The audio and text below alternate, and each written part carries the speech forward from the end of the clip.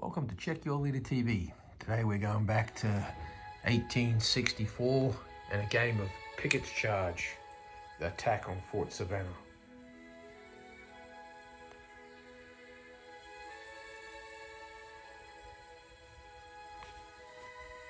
In this scenario we see Union Federal forces, a core of two divisions with 5 brigades attacking a small Confederate brigade garrisoning a fort on the Atlantic coast, and rushing to their aid is a division of Confederates of a total of 7 battalions. The garrisons consists of 2 small battalions, one inside the fort, just in this fort here, and there's another garrison that's actually camped outside the fort in amongst those tents that you can see in the middle distance there. So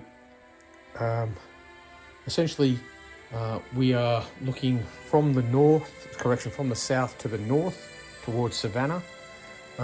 Union forces have outflanked and are now heading north towards Savanah, but in their way is Fort Savanah, and it's, like I said, it has a small garrison. The garrison within the fort and outside are green troops, and they're only small battalions, but they do have the advantage of having this fort here. Furthermore, the garrison can build a hasty barricade for the battalion the minute they're alerted to the approach of the Union forces. The US troops have the support of a gunboat. Union forces, 1 brigade has already arrived under the command of the vanguard, and it will be randomly deployed in this area here. The other 4 Union brigades will deploy anywhere along this table edge here, the southern table edge, or that edge up to the tree line there. The Federals do have the option of sending 1 brigade on a wide outflanking march that can arrive further along the table, but no further north than the road that goes from the church, from the west towards the church. So essentially,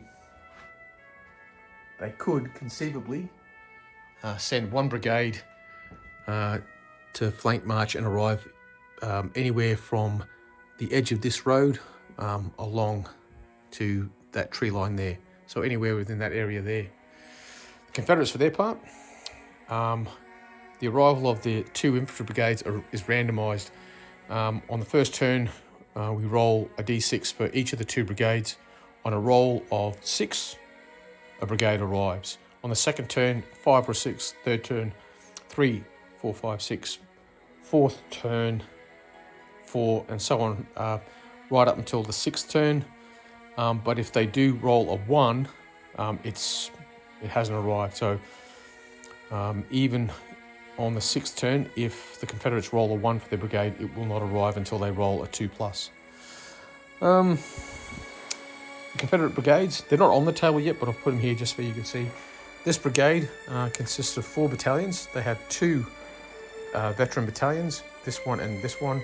They're both armed with rifled muskets, and then 2 regular battalions with smoothbores.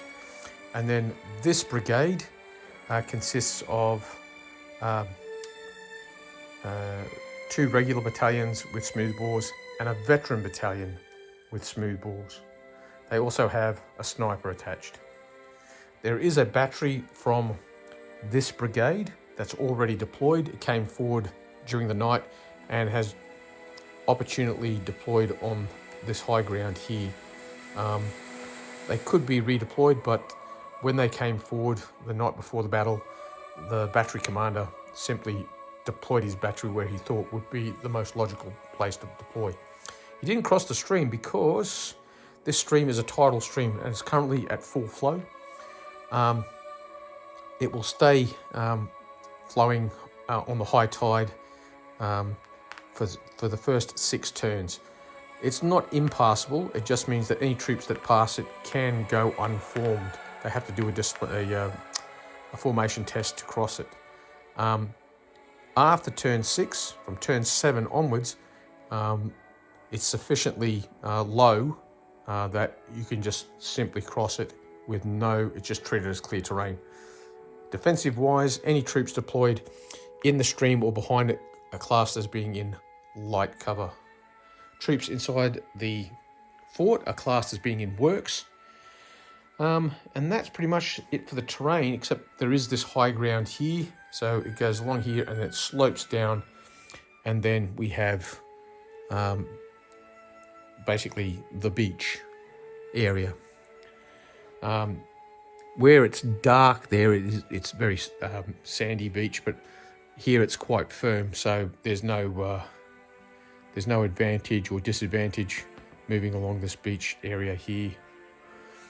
The gunboat can only sail as far as level with the fort. If it attempts to sail any further than that, there's a chance that it could run aground. For the Union forces, like I said, 5 brigades. Each brigade consists of 4 battalions. They're all regulars, except one of the brigades has old lags in it, and there's a coloured US coloured troop brigade. They're classed as green, except in hand-to-hand combat, where they're classed as elite. So they're green for all other purposes except for hand-to-hand combat. And the Yanks do have 4 batteries of artillery. It's a core reserve artillery, so apart from this battery that's already deployed, the other batteries can be deployed by the Union player as a grand battery. So you can have all 3 batteries in one command, under the command of the core artillery officer. And that's the pre-game brief. We'll be playing this game via Skype. So Arno will be playing as the Union commander, and Darryl will be playing as the Confederate commander, and I will be umpire and chief figure mover. Just now, a little bit about the naval gunboat in this scenario. The ship is assumed to start off the game at long range off the coast. Any time that the ship's not hesitant, it can move from long range to effective range, from effective range into close range, from close back to effective, and then from effective out to long. If it attempts to move further north than past the fort, what that means is a 50% chance it can run aground because of the shoals in that area. Remember, the purpose of the scenario revolves around capturing the fort, not for the naval gunboat to sail past the fort and then try to bombard Savanah. That's not what it's about. The aim of the Yankees is to capture the fort, not to enable for naval vessels to sail past it, but by clearing the fort, they're able to move unimpeded along the beach towards Savanah. So that's why the onus is on capturing the fort, and the US Navy can't just simply sail past it and then start bombarding Confederate positions. That would make for a rather dull game. If the ship attempts to go past the fort further north, as I said, there's a 50% chance it'll run aground. So it can sail up to a point here, but in doing so, there's a pretty good chance it can run aground. So that's not ideal. In regards to the fort, every time the fort's fired upon, unless the infantry are manning the actual palisades, or actually up on the parapets shooting down at Union troops with small arms fire, they can't be harmed in any way, shape or form by artillery fire. The guns of the fort, however, can be, and that battery in the fort can take up to 12 hits. Once it's taken 12 hits, the guns are assumed to be silenced. But again, that the Yankees still have to capture the fort and clear out the garrison. The garrison within the fort, when they fire as a small infantry regiment. So they fire on a deadbeat volley out, but they do fire 2 CDs in addition to whatever they fire outside the fort. And the only other thing worth noting is the ship itself can take 12 hits. Once it takes the 12th hit, it's assumed to be knocked out, either sinking or disabled. Okay. And just some special rules in regards to the fort. Like I said, the troops inside the fort can't be harmed by artillery unless they're actually on the parapets. Any troops attacking the fort, they can only get a maximum of 1 support, and they will automatically be classed as unformed due to the various pieces of debris scattered around the outside of the fort, specifically there to break up any charges. So infantry assaulting the fort, yeah, they get 1 support and only directly to their rear, and they also are automatically classed as unformed. Also, the fort, when it fires, it gets 2 CDs firing out as the troops attacking it are classed as vulnerable. So now let's look at both sides' plans. First, the Confederates. The Confederate plan was for Gray's brigade to garrison the fort, but to be supported by General Armless's brigade coming across, and if possible, relieving the green troops that are stationed in the fort and on the hasty barricade that was constructed by the 2nd Battalion of Gray's brigade. Redmond's brigade was to advance over the hill, across the stream, and then form up in a position to support both Armless's and Gray's brigade. By contrast, the Union plan was as follows: engage the fort with as much firepower from their batteries and naval gunfire support as they possibly could, silencing the guns on the fort in preparation for an infantry assault by 3 to 4 infantry brigades, and pin down the Confederates in the vicinity of the fort. Unbeknownst to the Rebs, the Yanks were going to send a large brigade of 5 battalions on an outflanking march, aimed at arriving at around about turn 5. By this time, it was hoped that the Confederates would be fully committed to defending the fort. Thus, when the brigade on the flanking march arrived, they would be able to sweep in and drive the Confederate battalions into the ocean, thus simultaneously destroying the infantry brigades and capturing the fort. At the conclusion of this battle report, both Arno and Daryl will give their thoughts on their plans and how the game played out for them. So there's that little thing at the end to look forward to. Oh, yeah. She was blown away how amazing the table was. Oh, it looks like it's a lot, but it's not really. This is just a cigar box mat, and this is a cigar box DVA mat, and then that's just a bit of rivet that you make out of vinyl, and then there's this lichen and and that's it. And the fort, that's a Battlefield's accessories when they were doing the resin forts. That's what that is. Yeah. Yeah. And that's a Perry's plastic North American church. I think that's in my order. Yeah, it's a good one. It's the North American church. Very simple to put together. Just spray paint it white, spray paint it grey, dry brush it white. Put on a slate roof. It's a piece of piss, nothing to it. All right, so as dawn breaks, the Americans, the Confederate, well, everyone's American. The Rebs are waking up. They've got their grits and shit and bacon cooking, and they look out and they see a brigade of American federal troops arriving and a gunboat off the coast. It's at long range for the fort's guns at the moment. The Rebs have their brigade commander. I said brigade commander. It's obviously the Rebs have their divisional commander, plus their divisional commander brings with him an organic ADC because he's just so swish. He's got 2 off-table ADCs. The Yanks have 2 on-table ADCs and 3 on-table ADCs and 3 off-table ADCs.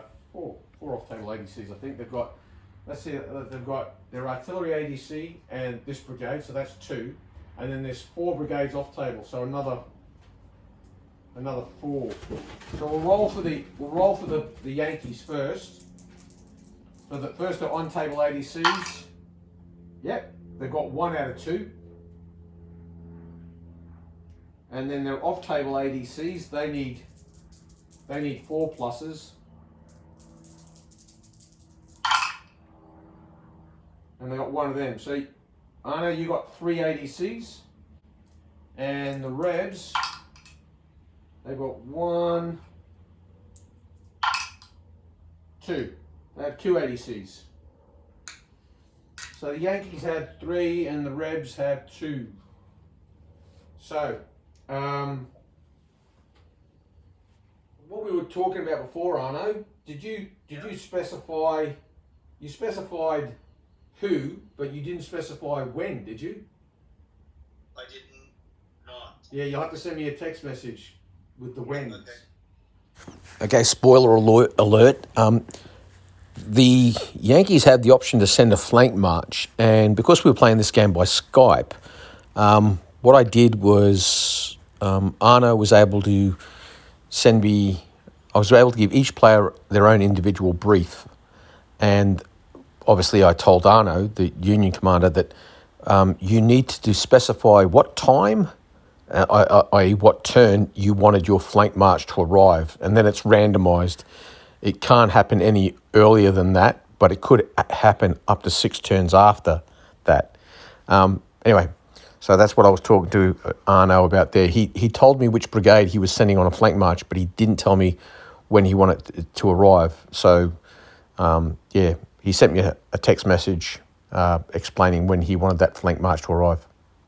So with 3 ADCs, Arno used all 3 to put the battery on the high ground on a artillery assault with a reroll, and Darryl, he gave the Confederates in the fort a reroll so they wouldn't be hesitant, and the battery from Redmond's brigade, he gave them a ADC as well, just in case they went hesitant. Well, with that, let's roll for. We'll roll for the Confederate Brigades first because there's only one on the table. It's this one here. They're 4. They're fine, and then the battery. Oops, that's in the weeds.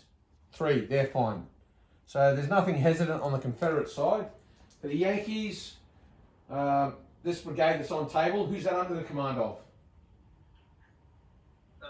That's Colonel Theodore Jones. Okay, Jonesy's brigade. They're good. They rolled a 6. Yep. Okay. Meanwhile, out at sea, is that the Dandelion? Is it? Yeah. 1. It's hesitant. So it's just sitting off the coast at the moment. Is it hesitant? Maybe it's got engine trouble. I don't know, but it's not doing anything. It's just drifting around aimlessly. Okay. So that takes us on to. Now we just roll for initiative. The Yankees have 1. The ship doesn't count towards hesitation. It's just it's hesitant, but it doesn't count because that's not part of the army. That's Navy. So neither side is hesitant. So Rebs first. They rolled a 6. The Yankees. They rolled a 3. So the Confederates have the initiative. Declare charges. Any charges from the Confederates? No. Yankees got no charges, I'm guessing? No. Oh, okay, then we go straight on to moves. Okay, I'm assuming your first move's going to have these boys tumble out, or they can just form the barricade right there where they are. Yeah, I want the barricade formed, abutting from the edge of the fort. All right. So this is just one of the special scenario rules. The 2nd Battalion, that small green regiment that's in those tents there, the first thing they can do is, as long as they're not hesitant, they can build a hasty barricade from just bits and pieces that they've got around the camp and just outside the fort. So they're using old ammunition boxes and bales of cotton and the like, just forming a hasty barricade. Yankees, do you want to do any movement? Do you want to move these boys up? No. Keep them there. Okay, so there's no other movement. Then that goes to, if I'm not mistaken, firing. So the battery on at way back here, there's nothing in range. The Confederate fort, who do you want to shoot at? I want to shoot at the. I want to shoot at the boat. Okay, at long range. No worries, going to shoot at the ship. All right. So basically the way that works, you'll fire at long range on the ship, and it's like a large regiment. It just keeps on taking hits until it gets to 12 hits and then it sinks. And you're firing as heavy artillery, so it's heavy rifled artillery firing at maximum range. Okay, there's no pluses or minuses or anything like that. So it's heavy artillery firing maximum range. You've rolled a 9. Heavy artillery, maximum range. How many guns? Is it 3 or 4? It's got 2. It's classed as a battery worth of guns. Okay. 1 and elephant morale test. Okay. Well, see the elephant test. All right. How does the captain react? It's the Navy, so they're not classed as green or anything like that. They're classed as an elite unit. He rolled an 8, minus, well, no minuses. He's fine. Fine. Damn the torpedoes! He yells. My God, they're firing at us. The fort is firing at us. And that's damn fine shooting from those men.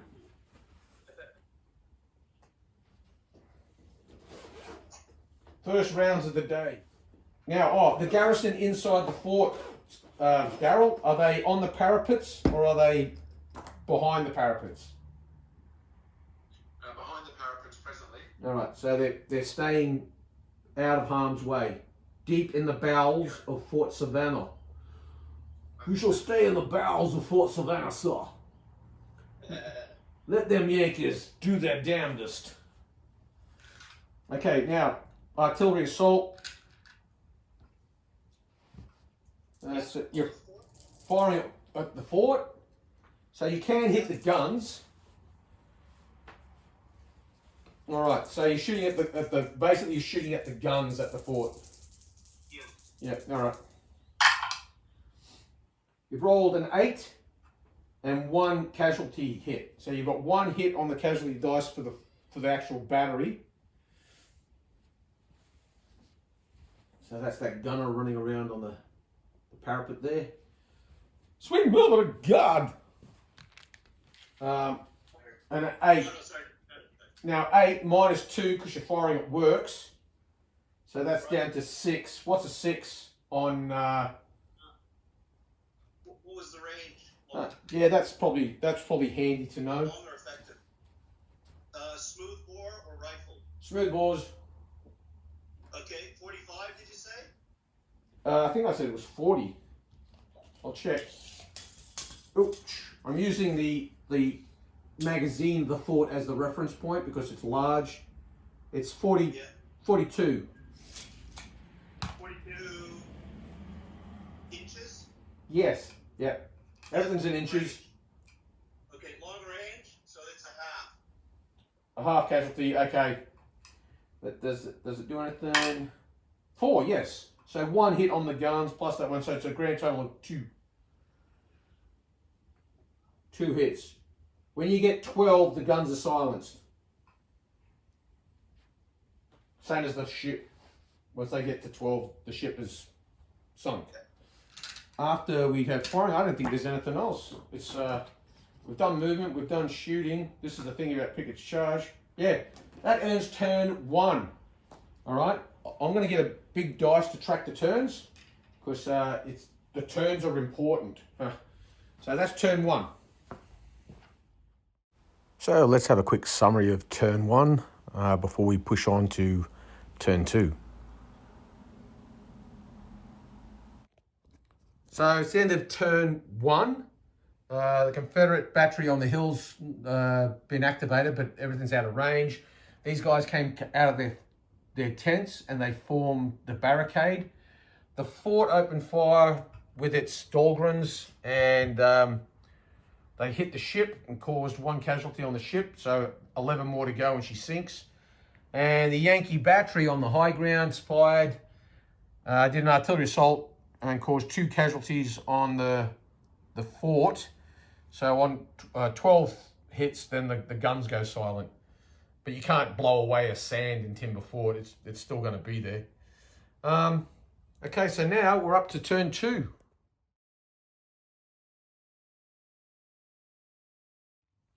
So turn 2, both Confederate brigades arrive. They come. These boys got a double quick, and they come flying onto the table. 24 inches, I think it was. Sorry, 22. These guys have come on. So both brigades have arrived quite early in the piece. Brigade inside the fort went hesitant, but the USS Dandelion came in to effective range, which means even though the battery was hesitant in the fort, they could shoot. And only got a half hit, didn't it? That's right. And the Dandelion fired back and inflicted a hit. The Zouave Brigade arrived under the command of, what's his name again? Oliver. Yeah, Brigadier Oliver's brought his boys on. And the battery did an artillery assault, rolled double 1s, but they did get a hit with the casualty dice. But they're now, they've taken 2 casualties and are low on ammo. Okay, so turn 3 now. So the Rebs have 1, 2, 4 ADCs on table. And they've got 3. They've got a 5, 5, and a 6, and a 1. So the Rebs have got 3 ADCs. The Yankees, for their part, they have... Are you bringing on another brigade, Arno? I'd like to bring on the artillery brigade. All right, so that's 1 for them. Then you've got 1 for the brigade on table, 2 for the brigade on table. So there's... And the other infantry brigades are staying off, yeah? Yes. Okay, so the on-table ones, 1, 1, 5, you got 1 of them. And the off-table ones... You got 1 of them. So you got 2 ADCs, and the Rebs have 3. So your 2 ADCs, what do you want to do with them, Arno? I give them both to the artillery brigade. Yeah. Give them ammunition order. So an ammunition order. Do you need to have a re-roll on an ammunition order? Well, I suppose you do, I guess. Ammunition. 2 staff officers. Oh yeah, it takes 2. Yeah. Yeah. So you need 2 staff officers for ammunition. All right, so that's them. Daryl, what do you want to do with your boys? Can I give them all to the guns in the fort? Effectively, the fort. I want to do an artillery. Can I do an artillery assault with them? Yeah, but you don't need 4. Well, yeah, you got 3. So, yeah, so that would be 2 for the artillery assault and a reroll. Yeah. Yeah. Yeah, definitely, you can do that. And what's the target though? It's going to be the guys coming in over the ones that came on the last turn, the previous turn. All right, that's okay, fine, no worries, they can do that. Not a problem. Okay, so that's an artillery assault for the Confederates. So then we just roll for the rest of the brigades. So we'll start with the Yankees. These guys here. Yep, they're good. The Zouaves. Yep, they're good. Because they did the ammunition thing, they're fine. And then for the ship, they're good. So all your orders have been carried out, your artillery replenishment's happening and all that kind of stuff, Arno. Okay, now for the Rebs, the guys in the fort, Gray's Brigade, 3, they've passed, so they're okay. Redmond's Brigade, hesitant, and Armless's Brigade, okay. So Armless is fine, but Redmond's gone hesitant. He's like, hang on boys, we've got to figure out what we're doing here. I'm not quite sure we're in the right place. Again, the Confederates are a -1. They've rolled 4, so that's a 3. And the Yankees are 9. So the Yanks have the initiative. Hurrah. Hurrah, hurrah, hurrah. We're up to turn 3. All right, that ends turn 3. What happened was these Confederates under Brigadier Armless have come forward, crossed the stream while it was still in spate, and everyone went in unformed except for the boys from North Carolina and the artillery. They just, in their stride, went across. Redmond's Brigade went hesitant, which means the battery was hesitant as well. Really interesting here at the fort.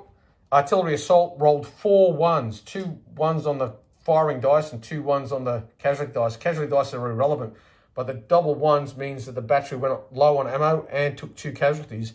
Together with the bombardment from USS Dandelion, the fort now has 9 casualties on it, 3 more and the guns fall silent. As for the Federals, they deployed 2 batteries of rifles, 1 battery still in reserve, and the brigades, the Zouave Brigade and the brigade, so Jones and, what is it, Jones and Howard, Arno? Yeah, so... their brigades have come, they've Colonel Theodore Jones. Yep. And the Zouaves are John M. Oliver. Oliver, sorry. Jones and Oliver. So Oliver and Jones. All right, there we go. So now we're going to roll for ADCs for turn 4. So the Yankees have 1, 2, plus their artillery brigade commander on table. So that's 3 ADCs on table. Double 1 and a 6. So they've got 1 of them. And then the off-table ADCs for the, let's see how many brigades are still off table. 3 infantry brigades are off table. And they got 1 there. So they've got a grand total of 2 ADCs this time. The Rebs have got all their ADCs on table. So 3 for the brigades, plus their divisional commander is a bit of a hip dude, so he gets a bonus 1. And they got 2 ADCs. So it's 2 ADCs each. What do you want to allocate your ADCs to, Arno? I'm going to allocate it... Oh, before we do that, are you bringing on any other troops? yes. Yep. Who you So bring? I will bring on Colonel Shaw's Brigade, the United States Colored Troops. All right, and where are they coming on? So they will come on behind the deployed, behind Colonel Jones's brigade. Okay, behind the, yep, no worries. So they're going to come on in here? Yep. Okay, There's cool. no room to the right of the battery, so. Yeah, no, they could come on behind the battery, but they'd be going through their own guns. So they're going to come on behind these fellas here. Right, okay, and that's it. I guess that's all we have to do there. That means, pardon me, that just leaves, allocation of ADCs. So what do you want to do with your 2 ADCs, Arno? I'm going to give a reroll Yep. to Colonel Oliver's brigade, Yep. and then a reroll to the, well, they're at effective range, so they don't really need it, the artillery. No. I'll give a reroll to both infantry brigades. Okay, so Each infantry brigade is going to get a re-roll. All right, and you've got 2 ADCs. Daryl, what do you want? Who do you want to give your ADCs to? Look, I'm going to give them to the forward to resupply the ammo. They're only going to get one more shot in before they're zapped. So. All right, yeah, ammo. Okay, so they're going to get an ammo order. All right. So that takes 2. Yeah, exactly. So we'll now roll for the brigades. Okay, so the artillery reserve, 5. They're good. Jones's brigade, yep, they're fine. Oliver's brigade, which is these chaps here, the Zouaves, yeah, they're fine. And finally, Shaw's brigade. Oh, they've gone hesitant. They'll deploy on the table, but they'll be hesitant, so they won't be able to advance. They just basically deploy this turn. Suits me. Yeah. So we now roll for the Confederates, the ammunition order. Yep, they got it. Armless's brigade. Yep, and Redmond's brigade. Yep. So no one's hesitant, except for we've got to roll for the gunboat. What's the captain doing? 5. He's good. So we have no hesitant. So Confederates, You've got 1. You've got 1? Oh, yeah, that's right. You've got a -1. It's going to make a difference. Yeah, okay, so the Yankees have the initiative. So here's the situation at the end of turn 4. Armless's brigade has come forward in columns. 3 of them are still disordered. Armless's battery deployed. They fired and they managed to score 1 casualty on the boys from Brooklyn. And Redmond's brigade is moving up. Redmond's battery fired and they scored no hits at all. But the fort opened fire on the boys from Brooklyn. They scored 4 casualties and caused the Yankees to go unformed. The US Navy ships fired. That's caused more casualties. The guns are only 1 more hit away from falling silent. 2 batteries of the 3 battery Union Reserve artillery is deployed. They fired. Did no damage to the fort, and they did suffer 1 fatigue casualties. The United States Colored Troops are deployed, with the 7th and 2nd US Colored Troops deploying on table, and the 54th Massachusetts, but they went hesitant. And yeah, so that's the end of turn 4. Turn 5 now.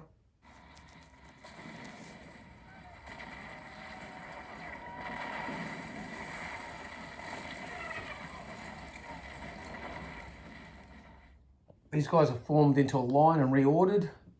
These veterans are moving up to try to replace the small garrison with this large veteran garrison. These veterans are moving up as well in support of the troops behind the barricades. These guys reordered into a double line, and Redmond's brigade is crossing the stream. The Confederate artillery in the firing phase caused the Brooklyn boys to become whipped because they failed they rolled a 4 for their discipline test. In return, when the Yanks have done all their shooting, they've basically destroyed the guns now in the fort. They've all gone silent. They've inflicted 3 casualties on the small garrison, and that's basically it. So now we're up to turn 6. They all got fire casualties. Say again? The artillery all got fire casualties. Yeah. Okay, so turn 6. I've just got to roll for the special event. Nope. Okay, so the Yanks. You've got 1, 2, 3, 4, 5 on table brigades now. So 4 infantry plus the artillery, and the Rebs have their 4. They've got their 4 ADCs that are they just have 4. So we'll roll for the Yankees first. Yeah. And I know you're not going to answer it. Yep. He hasn't got some type of engineers Engineers. under my. There's no. He's not doing well.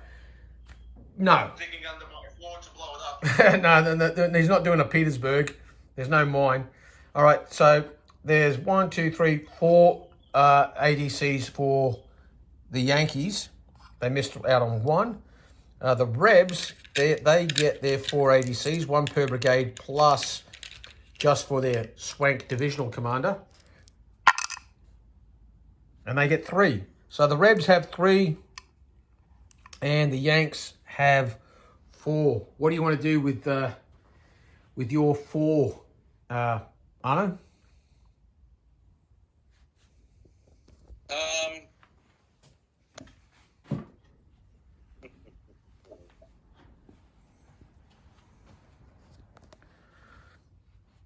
Sorry, there's no charge. No, you don't need an infantry assault order. But you just charge in the charge phase. You just go, let's go, boys, and you just charge. I'm gonna give reroll to Oliver's brigade. Yep. Reroll to Jones's brigade. Yep. You got 2 left. Brigade. To Shaw's brigade. Yep. And A reroll to this other brigade here. no, to the ship. No, the ships don't get. You can't affect the ship. Okay. They're too far away for your ADCs to climb on board and slap the officer around. But if the ship goes hesitant, it doesn't matter anyway. It's an effective range now anyway. Yeah. So it doesn't make any impact. Well, what about the troops behind? What, these guys up here? Up the beat. Sorry? The rebel troops all strung out on the beach. What about them? Well, if I wanted to get to effective range of them with the ship. Yeah, but you risk running aground. Yeah, no, that's fine. If it goes hesitant, it goes hesitant. If it doesn't, it doesn't. You can signal it saying, what did Nelson say? Engage more closely. But you can't say get your ship to move, because he's a naval officer. He'll go, yeah, get on your horse. Okay. So, But you could give it to the artillery brigade. yeah, I'll re-roll the artillery brigade. All right, cool. All right. And Daryl, what do you want to do with your boys? I'll give a re-roll to the 4 battalions. All right, so you're going to give a re-roll to Armless's brigade. Yeah. I'm going to give a re-roll to Redmond. Redmond. Yep. Redmond. Yep. And I'm going to do a Pickenton. Pinkerton. Which one? What's that do again? Re-roll. A successful roll. Oh, you don't have enough though. You've only got 3 staff officers, and you need. Oh, sorry, I thought I had 4. No. I'll give a re-roll to the 4. Oh, okay. So basically, you're giving all your men a re-roll. Yeah. All right. Cool. All right. So we'll roll for the Yankees. The Zouave brigade. Yeah, they're fine. The brigade that has the Marines in it. Yeah, they're fine. Shaw's brigade. Yep. The artillery. Yep. The Fools on the Hill. Yep. Okay. And we'll just roll for the boat for the completeness. No, it's gone hesitant, but it doesn't matter. So all the Yankees are okay. Now for the Rebs, the guys inside the fort, they're gone hesitant, but they have a re-roll. Yep, they're fine. Now for Armless's brigade. Yep. And Redmond's brigade. Yep. All good. So no one's hesitant, except for the guys on the boat. But nobody cares about them.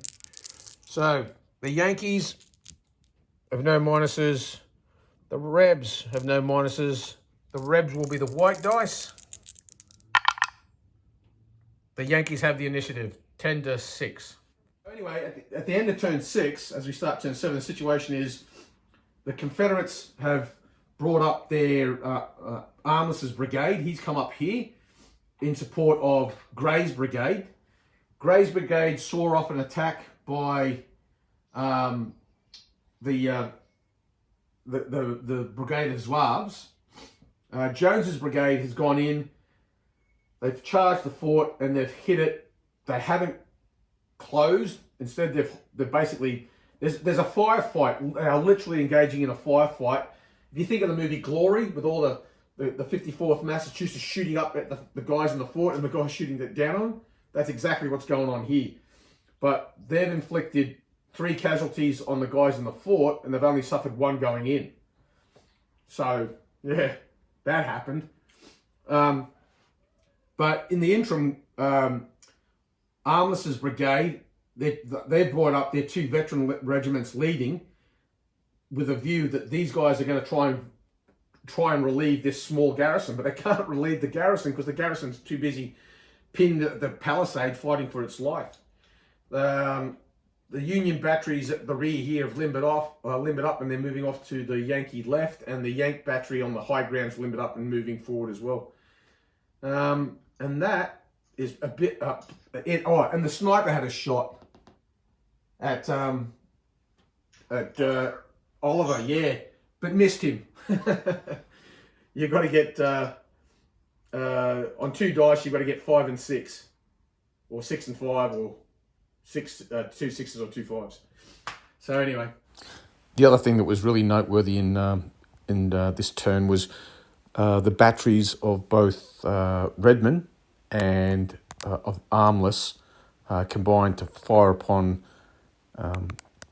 Oliver's brigade, coupled with the failed assault on Gray's troops behind the barricades. The result was Oliver's brigade became whipped and was driven back with only 1 battalion still in good order. So now we're up to turn 7. Now we're going to roll for the event. So it's turn 7. We don't resolve the melee now? No, there is no melee.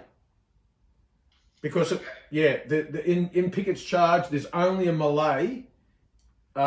It's actually part of the charge phase, as opposed to in General d'Armée, there's a separate melee phase.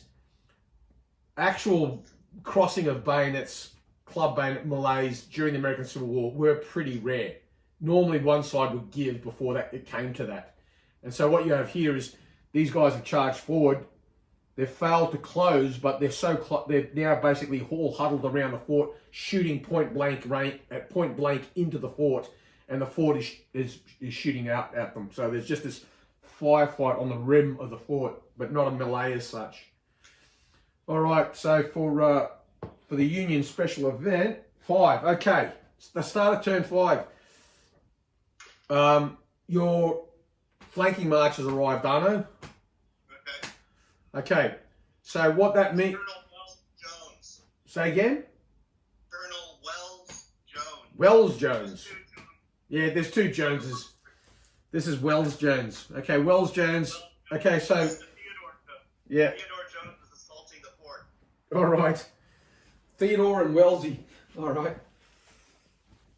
All right, so what's happened... I don't know if you can see me. Can you see all right? I can see your legs beautifully. All right. Well, they are beautiful legs. All right. There's a Union brigade arriving here. Your guys look out to the right. So it doesn't arrive this turn. Basically what will happen is your guys are going to have to do a discipline test. And they'll either move back either that way or that way. They'll go, we're being flanked, and they'll move back to face them. Or if they fail, they'll whichever units fail, if it's a whipped result, then they go that way. They retreat that way. Because what happened is Arno's taken one of his brigades, he's gambled on it, and the gamble's paid off, and they're arriving between here and here. So they come around this big high feature, and they're coming down through here. So we'll just roll for each of these battalions in turn. and see how they react. This is Redmond's brigade. Now, the veterans are at the front, so it's a discipline test. They all just suffer a -1 for being basically for. Is that a see the elephant? Yeah, it's a see the elephant test. Okay. Yeah. All right. So for the veteran battalion first, they basically look to their right and go, "Holy cow! There's Yankees in the woods," because there's woods over there. It's a bit like the Battle of Chancellorsville, but it's the Yanks coming through the woods. Okay, so the first one, they all suffer a -1 just from shock. Okay, so the veteran unit, it's rolled a 6, -1 is 5, so they're going to go unformed. But they can move in any direction they can move in the direction that you want. Now, where do you want them to do? Do you want them to turn and face the Yankees coming that way, so come back this way, or do you want them to retreat back across the stream? It's 18 inches. That's how far they'll go. So they can either tumble back 18 inches this way, or tumble back 18 inches that way. And if they go back 18 inches, do the guys behind them automatically become unformed? No. It's all happening simultaneously, but I'm just rolling for each battalion in turn. Yeah, no, I'll move those guys straight back 18 inches. Across the stream? Yeah. Yeah, all right. So they've gone back here unformed. All right. Because they can see the Yankees are basically coming through here unformed. All right. Okay, now this battalion here, they're regulars.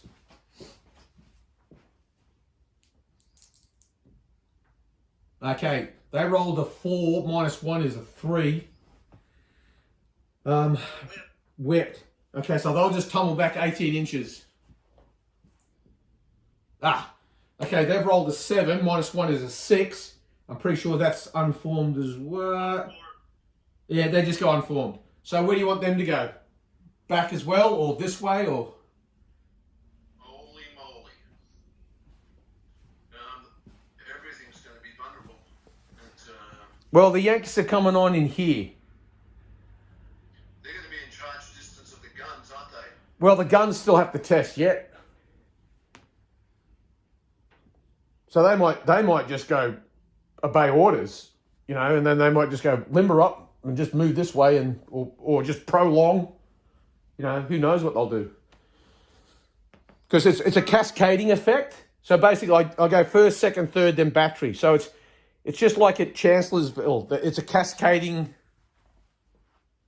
Look, I think I'll take them back behind the whip unit. Yep, no worries. I'll move them there in a minute. And now the battery. They rolled an 8, which means it's they're 8, which means it's a 7, which is Regular? Yeah, they're just regulars. They obey orders, so they can just limber up and move off 6 inches in any direction you want, or they can prolong 3 inches that way. What do you want them to do? I'm gonna take the punt. Yeah. If he charges the guns, if I prolong them and he charges them, that they'll get a good shot in. I'm gonna take a punt. All right. Well, 6 inches. I'll just show you where it would end up if they prolong. They'll be like that. Let me just move the. I better do something. I'm getting overwhelmed. Yeah. Okay. So they're basically just pivoting. So the battery's prolonged like so. Your sniper is still with that brigade. He doesn't test. He's just a handful of marksmen. They'd come back, they're just unformed. So the good news is your brigade is not whipped. They're just a bit of a mess at the moment. All right, they won't get to move in this turn because they've already moved.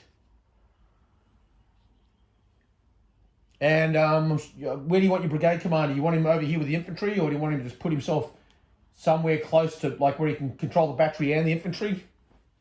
Yeah, I think that's. Yeah, it's probably he'll probably stay with the lead regiment up close with the lead regiment anyway. Is it possible to that last unit you moved? Is it possible to leave them in front of the veterans? Is there enough room for that? No, they've got to go back 18. Okay. Yeah, they've all gone a minimum of 18 back. So essentially what's happened is your brigade, that brigade, infantry brigade, has just literally moved back 18 inches across that dried up creek bed. The veterans and the 3rd Battalion in line have done it in fairly good order. But the centre unit, they went back whipped. But whipped units automatically rally in the turn phase. So at the start of next turn 8, those 2 battalions that weren't whipped will be formed. The whip battalion will have to spend the turn forming, but they've suffered no casualties. They've nothing like that. It's just purely a case of shit, and they've just and their officers are going to the rear, but the unit in the middle is just, for whatever reason, they've lost their bundle, and they're just But the battery commander, he's gone. It's true, prolong the guns, turn to the right, and then so that's basically where you're at. So we're now at the start of turn 7. So at the start of turn 7, what we'll do,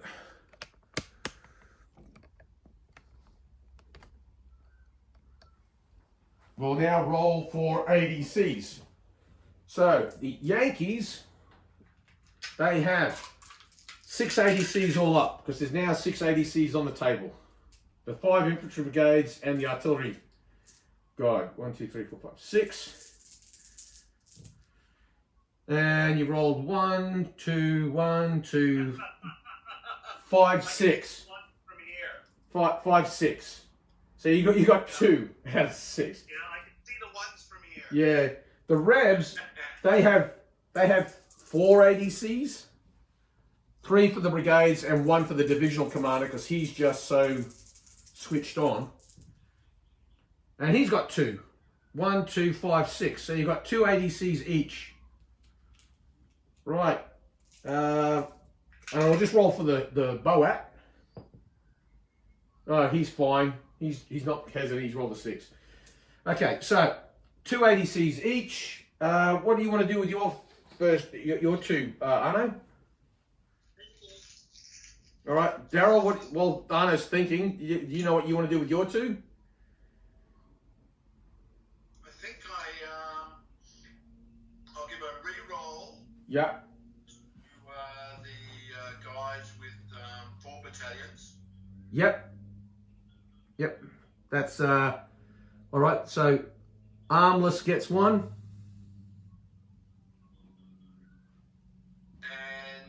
given that the other guys can't move anyway this turn, I'll give it to the guys in the Grey. fort and the. Okay. Yeah. Gray's the guys in the fort. Yeah. Yeah. Yeah. Okay. So. Oh, now, Arnie, you have to give 1 to this brigade of Zouaves, because they're tuck it out. Well, they're faltering because 3 battalions went whipped. So if you got more than 1 battalion in the brigade whipped, then they roll on the tuck it out table. I think it is the faltering brigade. Sorry, the faltering brigade table, not tuck it out. Which leaves you 1 ADC. Give a re-roll to the brigade that's attacking the fort. Yeah, it's wise choice. That's what I would have done. All right, so we'll start with the. We know that the ship's okay. The Dandelion. So now, Gray's brigade in the fort. Yeah, they've passed. They got a 6. Armless's brigade. 4, they've passed. Now we'll roll for Redmond's brigade. 4, they've passed. So all the Confederate brigades have passed. So now we roll for the Yankees. We'll start with Jones's brigade. 5, they've passed. Shaw's brigade. 6, they've passed. These coloured troops are keen. The artillery brigade. 3, they've passed. The brigade on the hill, which is, I've forgotten, but I'm sure. Sorry? Sherpy, yeah, Sherpy's brigade. That's cocked. Yeah, they've got a 6, they've passed. And then your brigade that's coming on over yonder, Arno. Yeah, they've passed as well. All right. Charge declaration. Now we roll for who has the initiative. What about the brigade that's faltering? Oh, yeah, Struth. Better roll for them. All right, so the faltering brigade. You roll and whatever, they need a 4+, basic. No, they're veterans or regulars. The regulars. Yeah. Okay, that was a 2, so that's not good. You ignore that one. Yeah. So the re-roll, 6. Obey orders. There we go. They've just come good. So they'll spend the turn reordering. So charge declarations. Do you have any? Oh, hang on. Sorry, I've got to roll for initiative. Getting ahead of myself here. So let's roll. Neither side has any hesitant brigades. So the white will be the Confederates. The Yanks have the initiative 8-3. Jeez. Okay, so charge declarations. Do you want to launch any charges? Okay, so my team that's coming on, Yeah. they can charge the guns? They don't actually come on this turn. They have, but they get the ADC, but the units don't come on this turn, because basically what's happened is the Reds have seen them, they've reacted, and then in the next turn the Yanks come on. Okay. Yeah. I can't charge the fort with another unit. You certainly can. You can, because they're not fighting a melee, they're in a firefight. So this battalion here could charge. Yeah. In. All right, so they'll go. You want to send the Marines in? Or, well, they're not, it doesn't really matter. These ones have got a clear, they've got a clearer shot. Yeah, and then I want them supported. Yeah, there's a battalion right behind them. Okay, and then the battalion to their right, Yeah. can they support the guys who are already engaging the fort? Or is it Well, they're just shooting at the moment. You could get them to charge as well. okay, so I'll have them charge. So it's the entire brigade. Yeah. So they will get the support from the Marines, and these guys will get the support from these volunteers. Yes, please. Right. And then they'll move the Marines up behind Yeah. to support, so they're within 3 inches. Yep.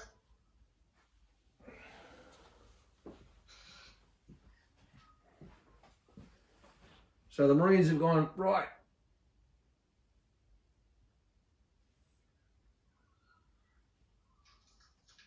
They're going there. Yeah. These boys are charging in here. So I moved them to 3 inches. Now what that means is that this small regiment here can shoot at them, because, yeah. So they will get shot at going in. Now that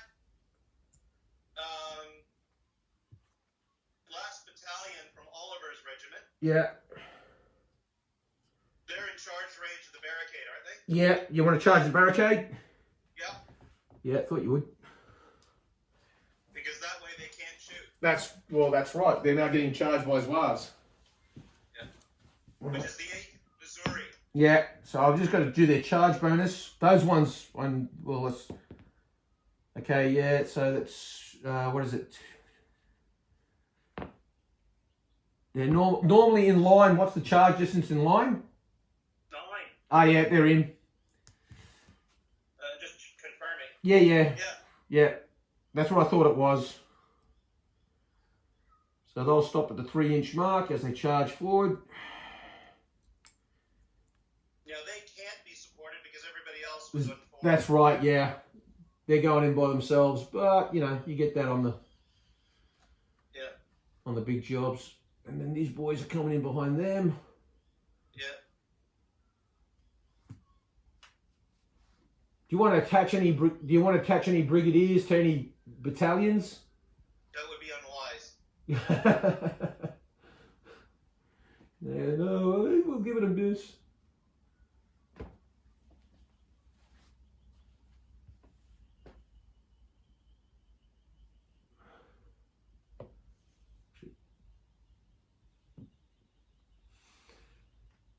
All right. So there now. So that's their charge. Does the Confederates have any charges? No. No, they're going to stand and shoot, no doubt. Okay, so the Confederates decide to stand and shoot. So with that, Do I have the option to evade? if you're inside a fort, you can't. And yeah, only skirmishers can evade. They either have to stand and shoot, or they can wheel and shoot. But that's all they can do. Yeah. So, shoot, move and shoot, or evade. You can only evade if you're cavalry, skirmishers, or there's one other one. Artillery, Yeah. I think, can limber and try to get out of the way. Okay, so we'll do the defensive fire thing first. So this small regiment here will shoot at these guys attacking them. It's on a deadbeat volley line because it's a small regiment. Are there any other pluses or minuses? Let's have a look. Infantry fire modifiers, they're not elite, they're not old lag, they're not a large regiment. They're a green regiment, so that's a -1. They didn't move and they're not unformed. So they've got a -1 on the deadbeat volley because they're a small unit. Now they've rolled 6, which goes down to a 5. Close range, effective range. Half a casualty. Do we roll up? Whoop, wrong one. Well, roll that again because I dropped 2 dice. 4. They get 1 hit, which is not enough to make any difference to the charge thingy. Right. So they rolled up.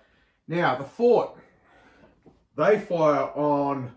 They've got a -3 because they're a small regiment. They're unformed, but they are in works, so they get a CD. But it's a fort, so it's 2 CDs. So they're firing a -3 on the deadbeat volley table, but with 2 CDs, and they can. They'll have to split their fire. Yeah.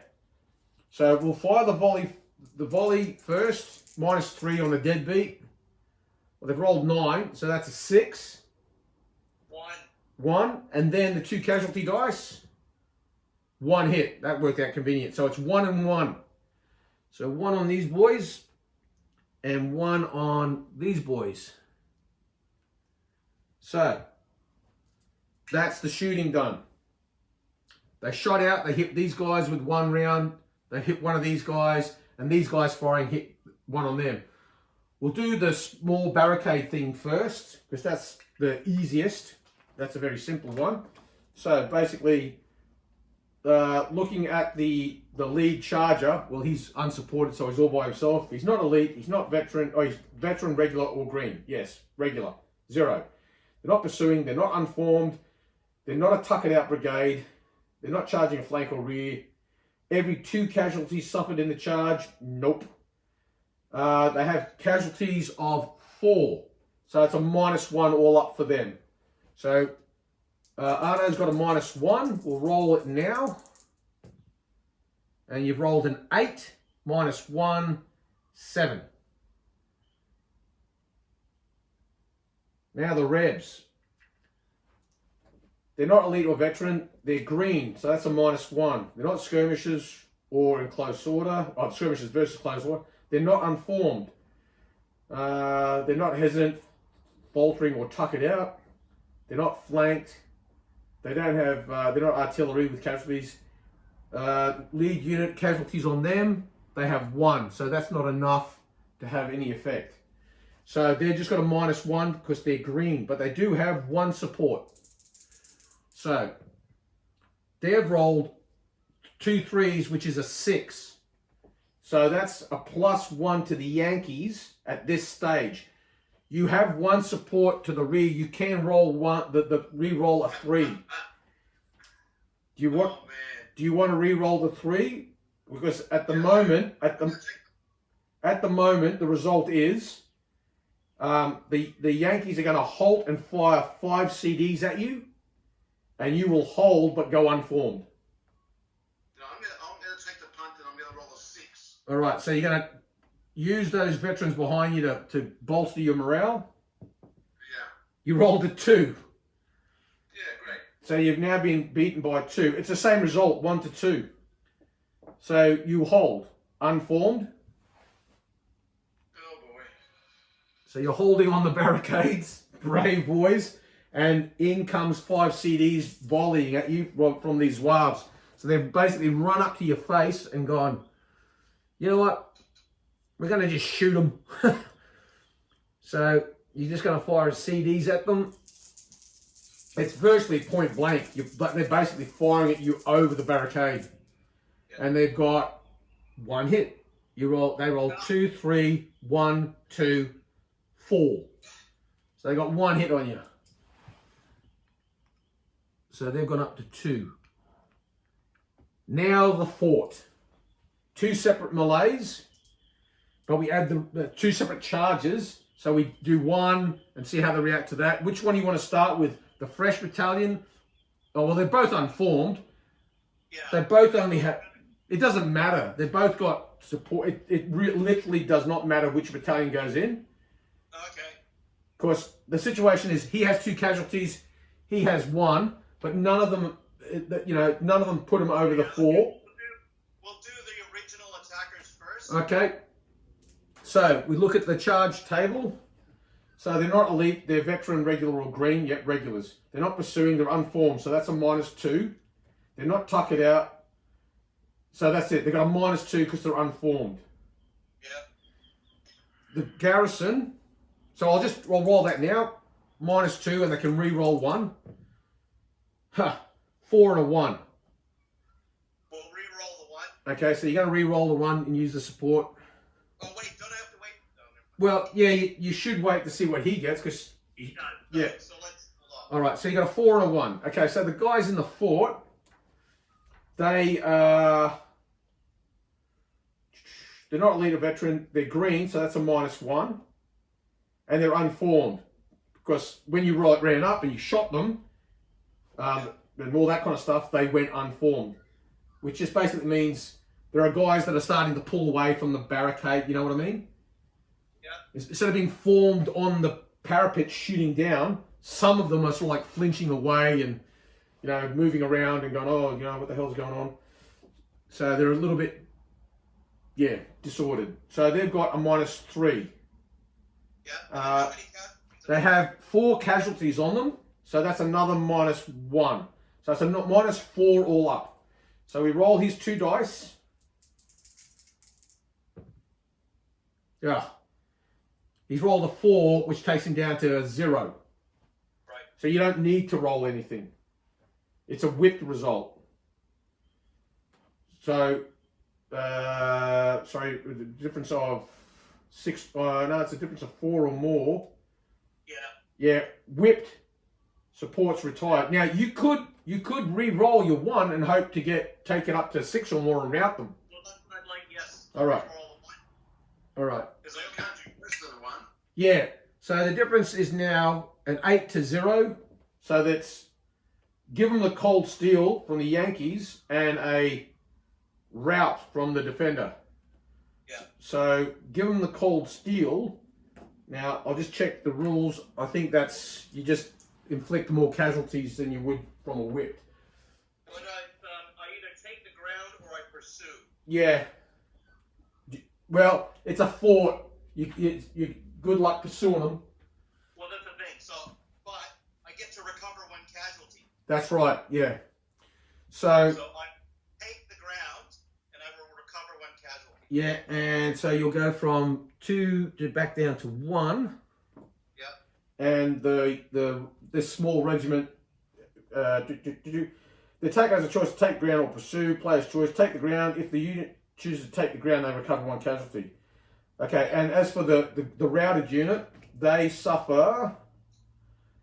They'll route back. They weren't supported, were they? No, you can't get supports when you're inside a fort. Okay. There's a big ass wall between you and them. I just got to inflict the casualties on them. So I think it's a route is. I'm trying to find that. Yeah, it's the same as a whipped. It might be the same as a whip result. It's a D3. I'll just check. Yeah, here it is. Unit literally routes. Unit loses 1 D6 casualties. So I'll roll a D6. Yeah. 4. They've taken 4 casualties. So they're now up to. So 4 plus 4 is 8.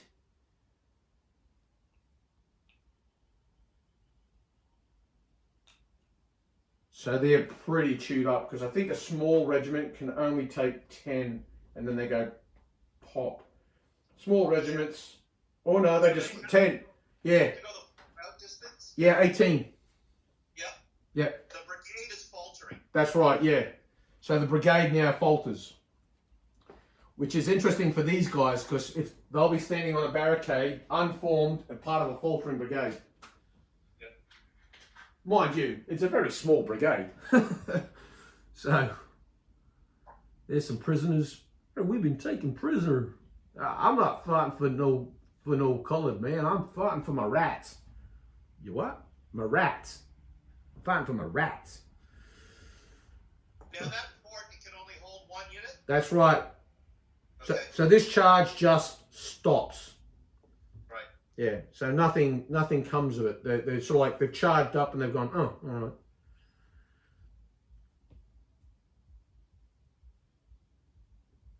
So now your boys are holding the fort. All right. So that's the charges and the charge results done. Movement and then firing. All right. Okay. So Yankees have the initiative. So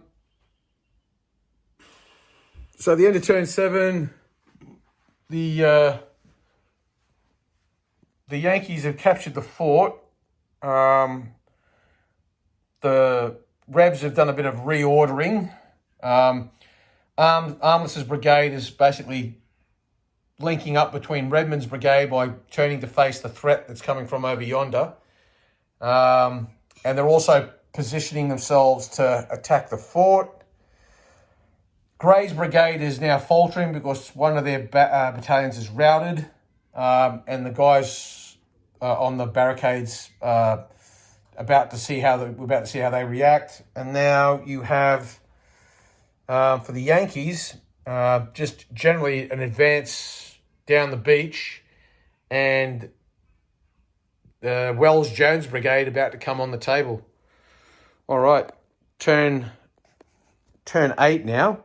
So now we'll roll for the 4 Confederate ADCs. See how many they get.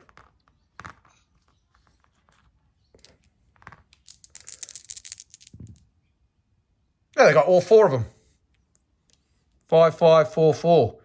We haven't had a single double 6 yet. And now for the to give us anyone a bonus ADC. And now for the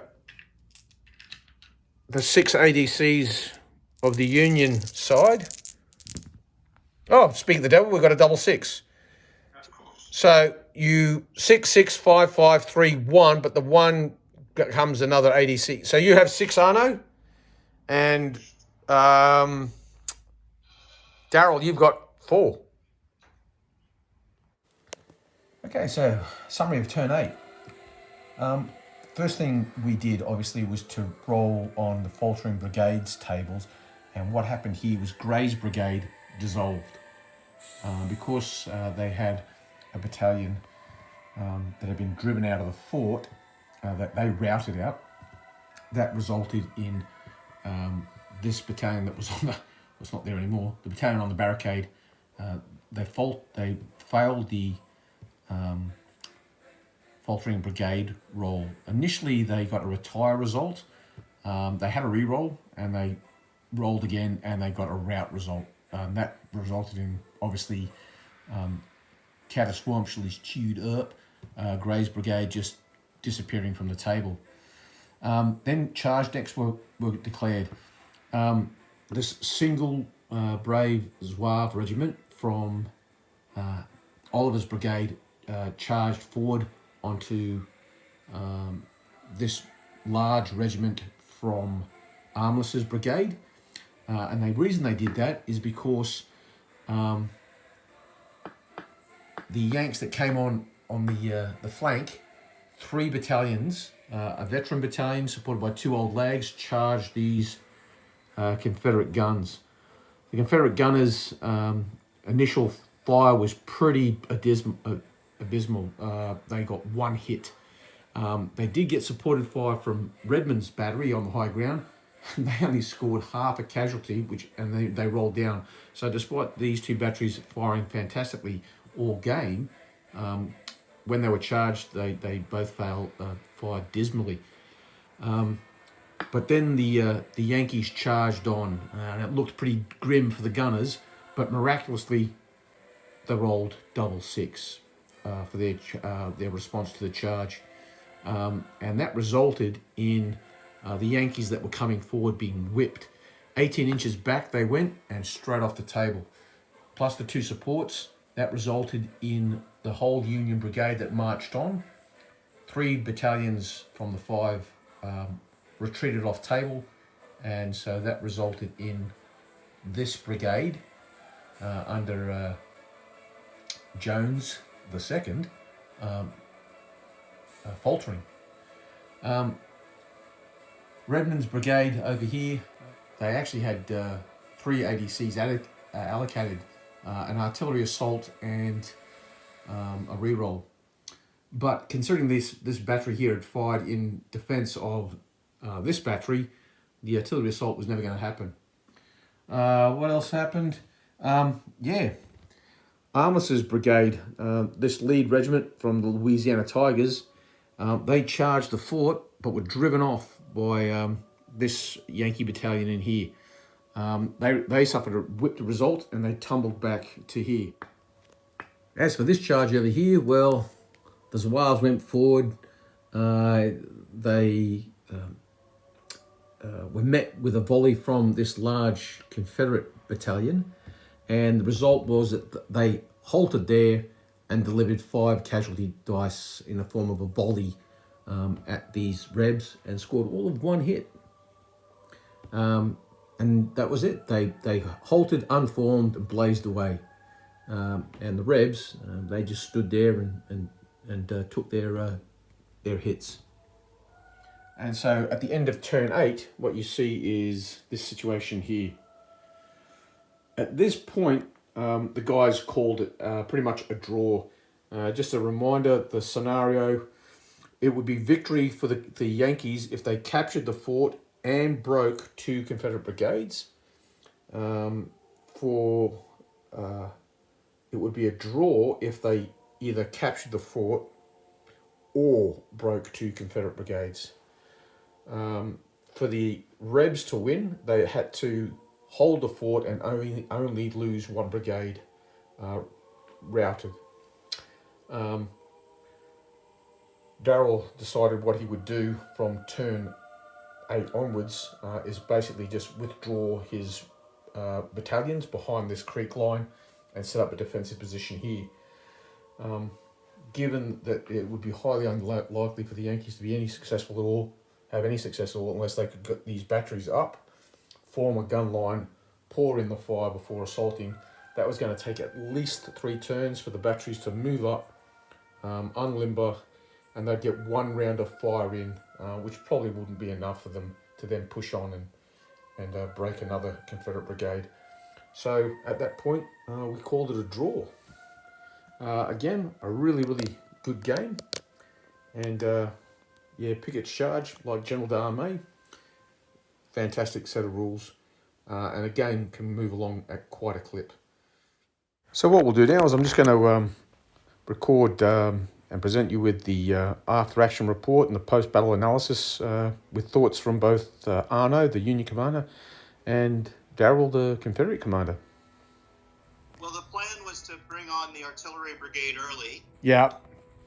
And use that and the gunboats to dismount the fort's guns. Yep. And then allow, theoretically, Colonel Jones's brigade and Colonel Oliver's brigade were going to advance up the isthmus. Yeah. And Schultz's brigade, because I thought it would take a little longer, would then charge into the fort. Yeah. But because Oliver's brigade got into significant strife and recoiled a bit, but the guns dismounted faster than I hoped, I took the opportunity of sending Jones in. Yeah. By coup de main, and then I was waiting for Colonel Trevor Jones's brigade of 5 battalions. Yeah. Swinging around onto the flank, and hopefully at that point be able to affect the flank of the what would then be the advancing Confederate forces. Yeah. So it was like I was watching it because I was like privy to a little bit of what you were doing, and when I saw Darrell's Brigadier Armless's brigade come across the stream towards the fort, I thought, if this flank march of that 5 battalion brigade swings round, it's like jaws closing in on you'll have 2 or 3 brigades pinning the fort, and then this 4th brigade coming in on the rebel right flank, and then basically taking out a fort and a brigade simultaneously. Yeah, and that was the hope. Yeah. The artillery was completely ineffectual, so it didn't achieve. And then because of the narrow nature of the isthmus, it just forced me to redeploy my fire support. But the infantry did fine, and I still have Sherpy's brigade, in reserve. Yeah, on the hill. They're just sitting there. Yeah. Yeah. The complete collapse of that flanking march obviously put paid to any success. Yeah, I mean it was looking good there for a while. But what about you, Darrell? What was your plan? All we needed was an average roll. Yeah. Like the intent from the outset was to get Armis's brigade up to the fort as quickly as possible, relieve the Green troops who initially manned the fort, and effectively withdraw them, replace them at the barricade and the fort with Armistead's brigade. In the meantime, bring Redmond's brigade up on the western flank to provide flank support. I didn't anticipate the flank march of Jones's brigade, but when they appeared, I immediately turned the guns to face them, knowing that I had guns on the hill near the church who could fire in support of the charge, and I then swung one of Armis's battalions to provide flanking support to the guns that I moved. As expected, the Green troops didn't hold the fort, but I didn't have sufficient time to replace them before they were attacked and forced out.